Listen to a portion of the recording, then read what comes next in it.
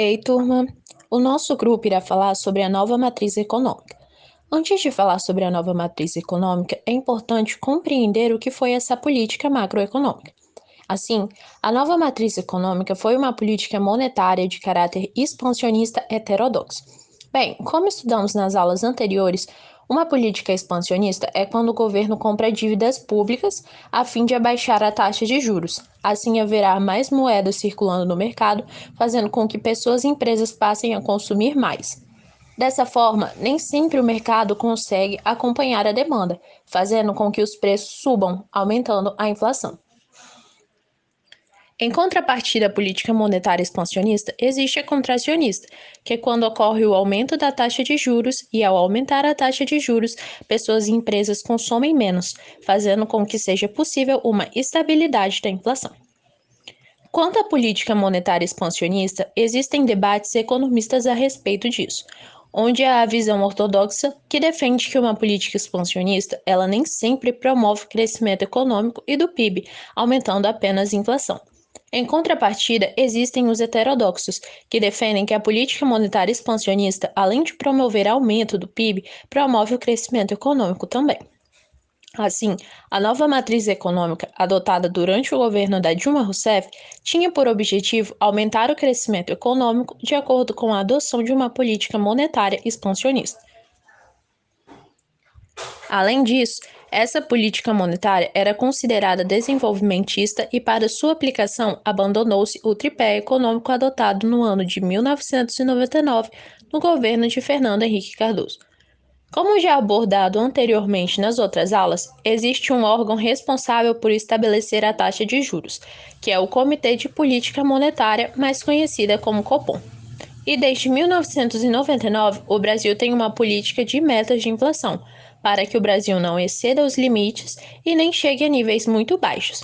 Portanto, na nova matriz econômica, é possível perceber que ocorreu uma pressão inflacionária muito grande na economia, devido ao aumento exacerbado dos gastos públicos. Então, visando evitar que a inflação saísse do controle, o governo acabou adotando a prática de controle de preços no combustível e em derivados.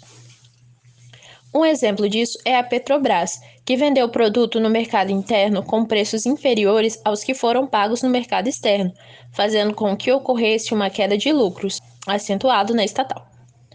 Outro exemplo é o setor elétrico, que reduziu os preços das tarifas de energia, elevando o consumo. Assim, em 2012 e 2013, as distribuidoras acabaram enfrentando dificuldades, sendo necessários subsídios governamentais. Entretanto, o maior baque veio nos anos posteriores ao encerramento da nova matriz, pois observou-se um aumento acelerado nos preços nas tarifas de energia e combustível. Ocorreu também da inflação chegar à casa dos 2 dígitos, sendo chamada de inflação corretiva. Sendo assim, é possível observar que a nova matriz econômica não alcançou seus objetivos, visto que não houve o crescimento econômico, uma vez que, com o aumento dos gastos governamentais para subsidiar os controles de preços e também o investimento de preços por todo o país, houve uma reação PIB-dívida, fazendo com que o PIB não crescesse, gerando uma instabilidade e o aumento do risco do país, diminuindo assim investimentos privados, levando o Brasil à sua mais profunda recessão. Também houve aumento da inflação e da taxa Selic nos anos posteriores, já que os outros governos adotaram medidas contracionistas a fim de controlar a inflação. As consequências da matriz econômica foram os aumentos da inadimplência das famílias brasileiras, o aumento da inflação nos anos seguintes, que atingiram 10,6%, levando à fuga de capital, o que também elevou o câmbio. Além disso, houve aumento das dívidas públicas, fazendo com que houvesse a criação da emenda constitucional do teto de gastos, política adotada durante o governo Temer. Dessa forma, a nova matriz econômica, além de não alcançar seus objetivos, colocou o país em uma situação bem delicada. Agora, ao compreender a nova matriz econômica, seus objetivos e suas consequências, é possível citar visões de autores quanto ao assunto. Podemos começar com Heredia, que falou que o PIB negativo é culpa do experimento desastroso do governo passado. Esse experimento ao qual ele se refere seria a nova matriz econômica, visto que para corrigir a inflação que subiu muito nos anos posteriores após o fim da nova matriz econômica, os governos precisaram adotar políticas monetárias contracionistas, ou seja, a taxa Selic aumentou para que empresas e pessoas consumissem menos, e assim um PIB que estava estagnado começou a descer mais, fazendo com que chegasse a negativo. Por isso, Heredia fala que o PIB negativo seria culpa desse experimento desastroso. Além do Hered, o Caule Cury fala que o produto interno bruto recuou 1,9% no segundo trimestre de 2015 em relação aos 3 meses anteriores, entrando em recessão técnica. Ou seja, essa recessão técnica seria caracterizada por uma forte queda do crescimento econômico do país, que também é definida por um conjunto de indicadores.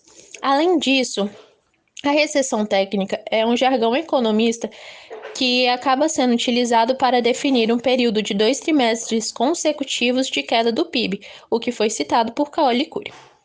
Ao estudar também outros autores, é possível perceber uma visão muito unânime quanto à nova matriz econômica, visto que todos os olhares para essa política monetária são muito críticos.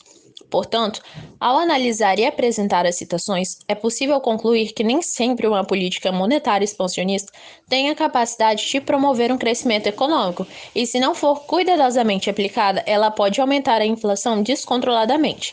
Sendo assim, ao adotar uma política de caráter monetário, seja expansionista ou contracionista, é essencial que ela não fuja ao seu objetivo, que é manter sob controle a taxa de inflação, que, como podemos analisar, não foi o objetivo da matriz econômica, que, como consequência, levou o país a uma situação bem delicada durante e após a sua realização.